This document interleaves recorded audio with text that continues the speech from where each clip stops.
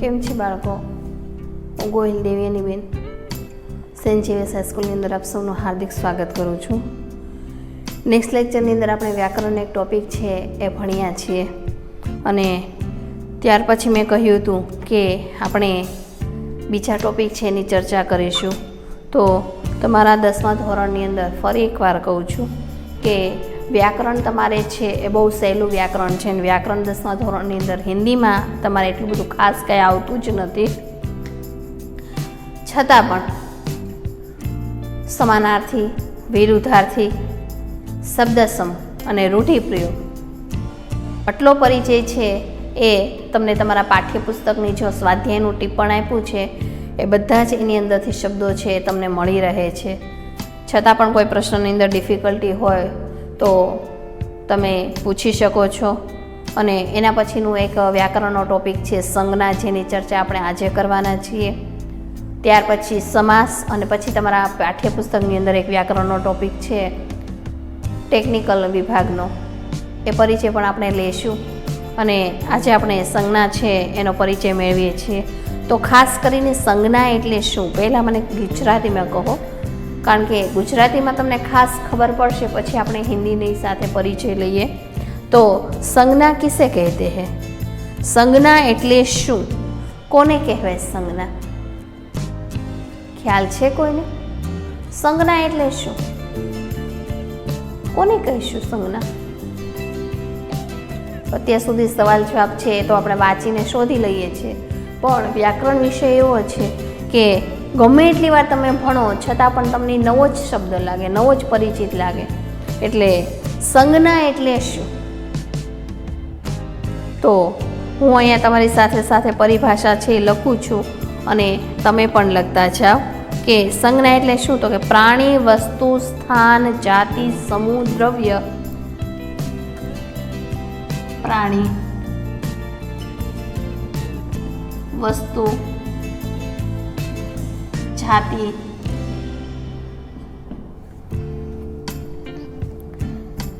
સ્થાન, સમૂહ, દ્રવ્ય, ભાવ,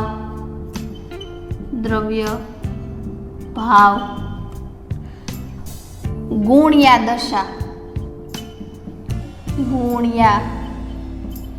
દશા, का नाम सूचित,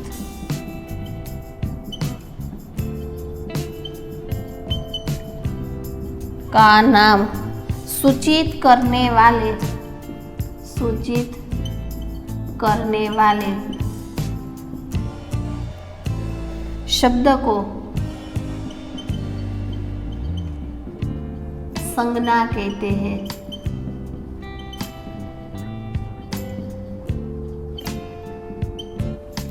संज्ञा कहते हैं. फिर एक बार यहाँ पर हमने देखा कि संज्ञा किसे कहते हैं. तो अब आपको स्पष्ट हो गया होगा कि प्राणी हो, सिंह, वाघ, चीता, जिराफ, कोई भी प्राणी हो, वो जो नाम बोलते हैं उसे हम क्या कहेंगे? संज्ञा. कोई भी वस्तु हो, चीनी हो, शक्कर हो, कोई भी, नमक हो, जाति हो, तो आपको जाति के बारे में पता ही है. कोई भी स्थान हो, जैसे हिमालय हो, गंगा हो, तो उसे स्थान को हम संज्ञा कहेंगे. समूह हो, द्रव्य हो, पानी, तेल, भाव हो, भाव दर्शाते हैं आज मुझे बहुत क्रोध आ रहा है, आज मुझे बहुत प्रेम आ रहा है, भाव है. गुण है, व्यक्ति के अंदर रहने वाले जो गुण हैं. दशा हो, जो सूचित हमें करता हो, उसे हम क्या कहेंगे? संज्ञा. फिर एक बार देख लीजिए ये संज्ञा किसे कहते हैं. तो क्या समाज में तरह तरह के जो पदार्थ दिख रहे हैं, प्रकार दिख रहे हैं, उन प्रकारों में जो ऐसे शब्द सूचित होते हैं उसे हम संज्ञा कहते हैं. तो संज्ञा के प्रकार आप साथ में नोट करते जाएंगे. संज्ञाओं के प्रकार, संज्ञाओं के प्रकार पहले आप नोट कर लीजिए, फिर बारी बारी से हम पढ़ेंगे. उसमें पहला है व्यक्तिवाचक संज्ञा. व्यक्तिवाचक संज्ञा। दूसरा है जातिवाचक, जातिवाचक संज्ञा। तीसरा है समूहवाचक, तीसरा है समूहवाचक संज्ञा। और चौथा है द्रव्यवाचक,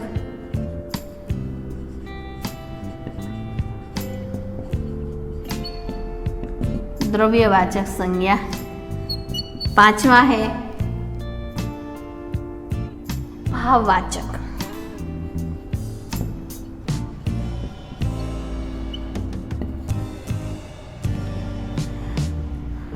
भाववाचक संज्ञा। तो द्रव्यवाचक कह सकते हैं और पदार्थवाचक भी कह सकते हैं।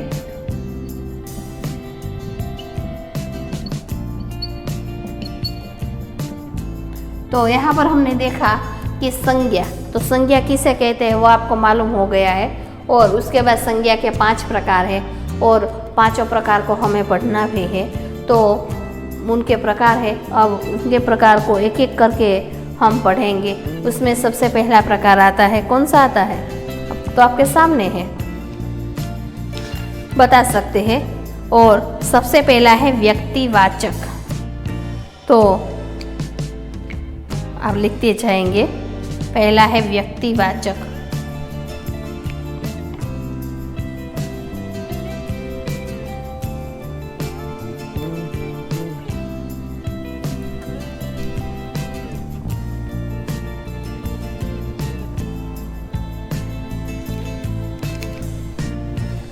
व्यक्तिवाचक संज्ञा।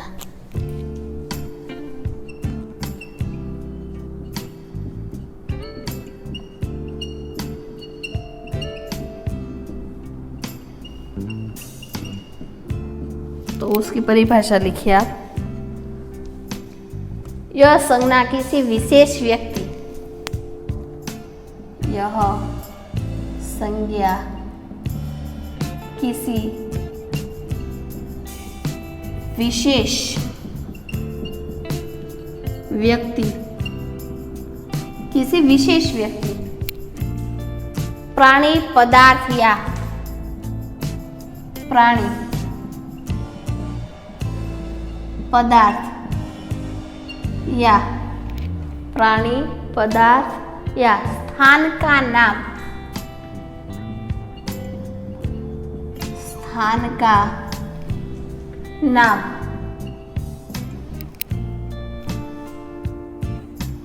सूचित करती है, सूचित करती है। तो आपको पता चल गया कि हम व्यक्तिवाचक किसे कहेंगे, तो कि जो संज्ञा किसी विशेष व्यक्ति हो, विशेष प्राणी हो या विशेष पदार्थ या विशेष स्थान हो, उसके नाम को सूचित करती है। जैसे यहाँ पर मैं लिखती हूँ, जैसे राम, गांधी जी, गंगा, हिमालय, गंगा, हिमालय, आबू।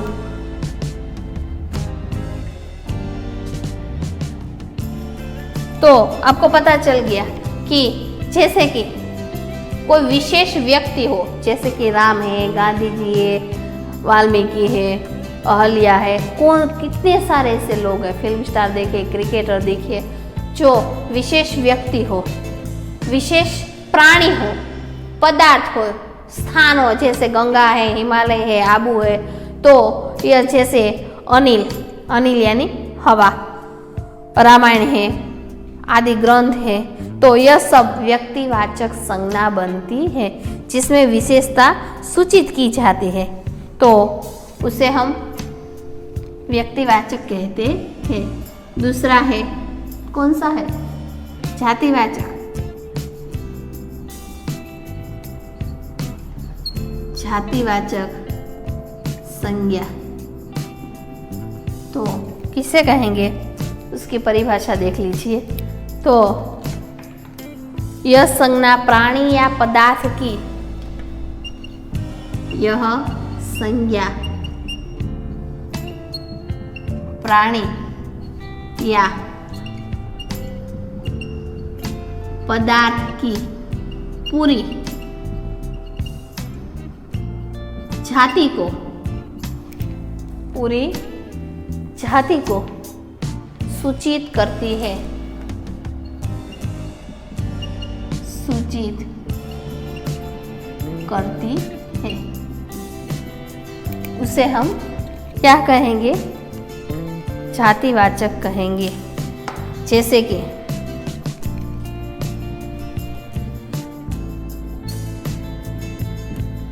मनुष्य, लड़का, लड़की, गाय,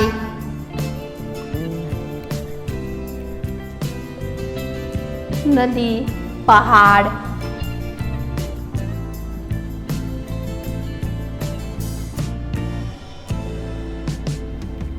तो यहाँ पर आप देखते हैं कि जातिवाचक किसे कहेंगे?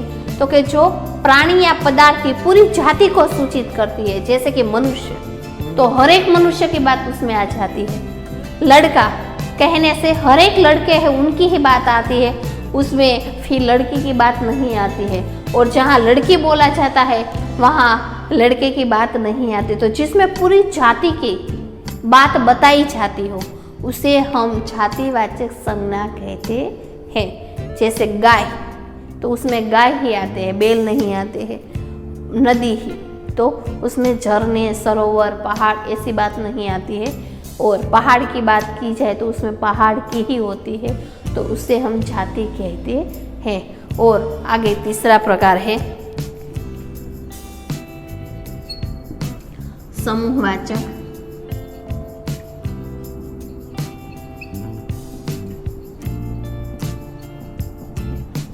तीसरा प्रकार है समूहवाचक। यह संज्ञा, यह संज्ञा मनुष्यों,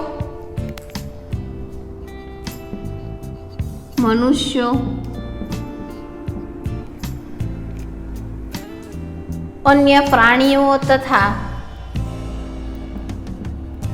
अन्य प्राणियों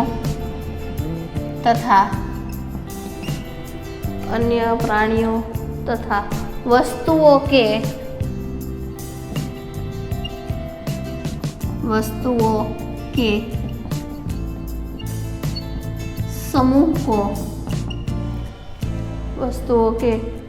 समूह का बोध कराती है। समूह का बोध कराती है। तो आपको पता चल गया कि समूहवाचक किसे कहेंगे। तो यह संज्ञा मनुष्य, अन्य प्राणी तथा वस्तुओं के समूह को बोध कराती है। जैसे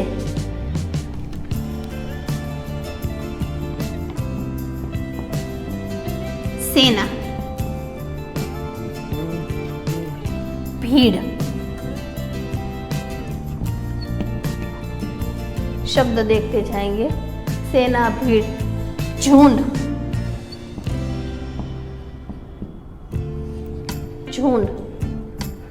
गुच्छा,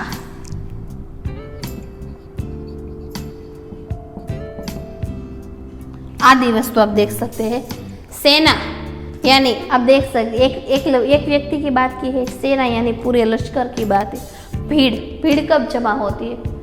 जब उनमें एक से ज़्यादा व्यक्ति इकट्ठे होते हैं। तो जिसमें भीड़ हो, झुंड यानी प्राणियों का टोळू જેને કહેવાય। और गुच्छा એટલે फूलનો गुलदस्तो। तो जिसमें पूरी मनुष्य हो, अन्य प्राणी हो तथा वस्तुओं का पूरे समूह का बोध कराता हो, उसे हम समूहवाचक संज्ञा कहते है। उसके बाद का पांचवा प्रकार है द्रव्यवाचक यानी, उसके बाद का चौथा प्रकार है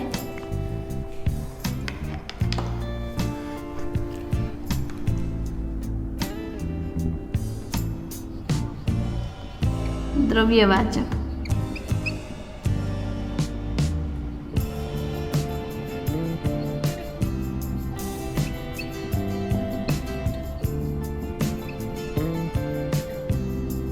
द्रव्यवाचक यानी पदार्थवाचक। तो यह संज्ञा धातु, खाने पीने की वस्तु, यह संज्ञा धातु, खाने पीने की वस्तु, धातु, खाने पीने की वस्तु, वस्त्राभूषण,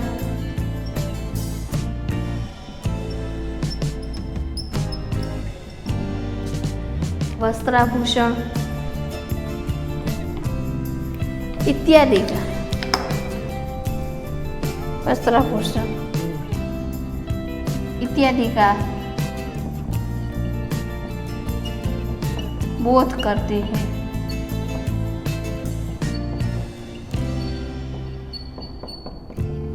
इन सभी का क्या कराते हैं? बोध कराते हैं। किस तरह? तो जैसे हम देखते हैं कि जैसे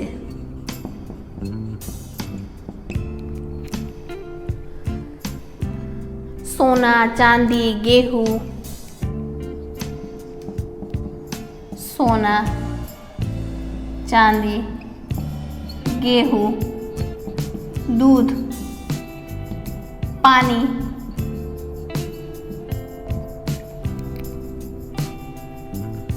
कपड़ा, कपास, ऊन,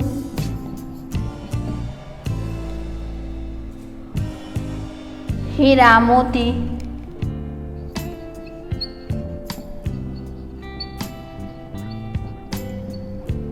इन सब का क्या कराती है?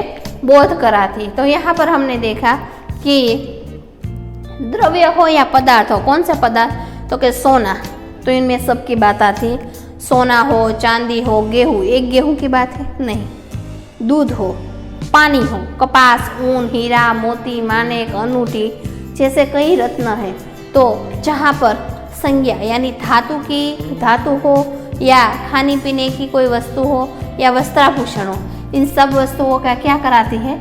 बोध कराती हो, तो उसे हम द्रव्यवाचक और पदार्थवाचक संज्ञा कहते हैं। तो यहाँ पर हमने देखा कि उनके 5 प्रकार है और यहाँ पर 4 प्रकार आपके सामने हैं। व्यक्तिवाचक किसे कहेंगे? तो जिसमें विशेष व्यक्ति, प्राणी, पदार्थ या स्थान की बात होती है। दूसरा है जिस संज्ञा में प्राणी या पदार्थ की पूरी जाति की बात बताती है, उसे जातिवाचक कहते हैं। समूह में मनुष्य, अन्य प्राणी तथा वस्तुओं के समूह का बोध कराती है, उसे समूहवाचक कहते हैं। और जिस संज्ञा में खाने पीने की वस्तु, धातु और वस्त्राभूषण जैसी बातें की जाती है, उसे द्रव्यवाचक और पदार्थवाचक संज्ञा कहते हैं। और अंत में उसका 5वां प्रकार है जिसकी चर्चा हम यहाँ पर करते हैं।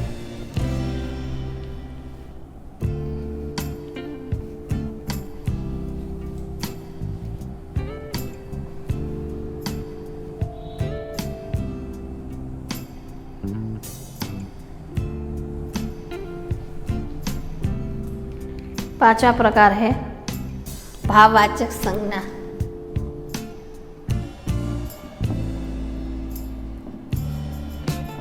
भाववाचक संज्ञा। भाववाचक संज्ञा, यह संज्ञा भाव अवस्था या यह संज्ञा भाव अवस्था या गुण, भाव अवस्था, गुण या दशा का नाम सूचित करती है, दशा का नाम सूचित करती है। तो यहाँ आपको पता चला कि भाववाचक किसे कहते हैं, तो कि जहाँ पर जिस भाव अवस्था गुण या दशा का नाम सूचित करे, जैसे कौन से, तो कि हंसी खुशी, हंसी खुशी, हंसी खुशी, सुख दुख, बचपन, जवानी,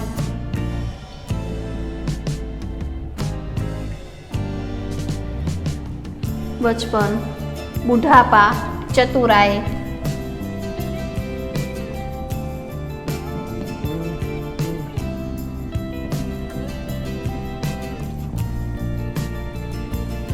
साहस, अमीरी,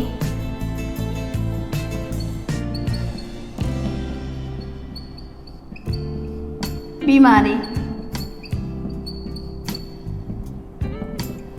तो यहाँ पर आप देखते हैं कि चौथा प्रकार तक हमने देखा। पांचवा प्रकार है भाववाचक, जिसमें कोई भाव हो, अवस्था हो, गुण हो या दशा की जो नाम बोधित करता हो। जैसे आज हम सब हंसी खुशी से साथ हैं, तो हंसना, खुश रहना, बचपन की बात है, जवानी की बात है, बुढ़ापे की बात है, आज उसमें बहुत चतुराई की बात है, साहस है, अमीरी है, बीमारी है। यह सब जो भाव हो, गुण हो या अवस्था दर्शाता हो, उसे हम भाववाचक संज्ञा कहते हैं। तो यहाँ पर हम देखते हैं खास करके संज्ञा के बात तो हमने जान ली कि संज्ञा किसे कहते हैं, संज्ञा के प्रकार कहते हैं, पर उसमें भी एक विशेष बात है जो यहाँ पर मैं आपको कहना चाहती हूँ कि संज्ञा की जो बात की गई है, उन सब के अंदर संज्ञा है उसको विशेष तौर पर दो रूप से जाना जाता है।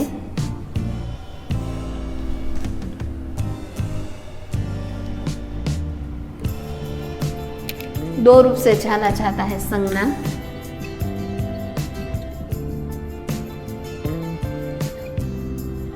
एक है विकारी और दूसरा है अविकारी। उसके दो प्रकार हैं, विकारी और अविकारी। तो हम कहते हैं, यानी यह किस तरह पता चलता है, तो जिसमें लिंग और वचन के अनुसार शब्दों में विकार परिवर्तन होता हो, उसे हम विकारी कहते हैं। तो यहाँ पर हम देखते हैं कि उसके दो प्रकार है, विकार और अविकार। जिस तरह बकरा और बकरे, जैसे बकरा और बकरे। तो यहाँ पर हम देखते हैं कि लिंग वचन के अनुसार, लिंग और वचन के अनुसार क्या होता है, परिवर्तन। तो उसे हम विकारी और अविकारी कहते हैं। जैसे लड़का तो लड़के, बकरी बकरिया कहते हैं ना, बकरी बकरिया, शाक भाजी। तो ऐसी बातें हैं वह संज्ञा के तौर पर यहाँ पर जानी जाती है। तो आज हमने संज्ञा है उसका खास तौर पर परिचय लिया है, और एग्ज़ाम में भी आपको ऐसे ही शब्द मिलेंगे। आपको सिर्फ उसकी संज्ञा है वह पहचाननी है कि किस तरह पहचानते हैं, और संज्ञा में कुछ शब्द है वह भी उसके साथ जोड़े जाते हैं। तो नेक्स्ट लेक्चर में मैं उसके प्रत्यय है, उसकी बात है, उसकी चर्चा आपके साथ करूँगी। तब तक धन्यवाद, नमस्कार।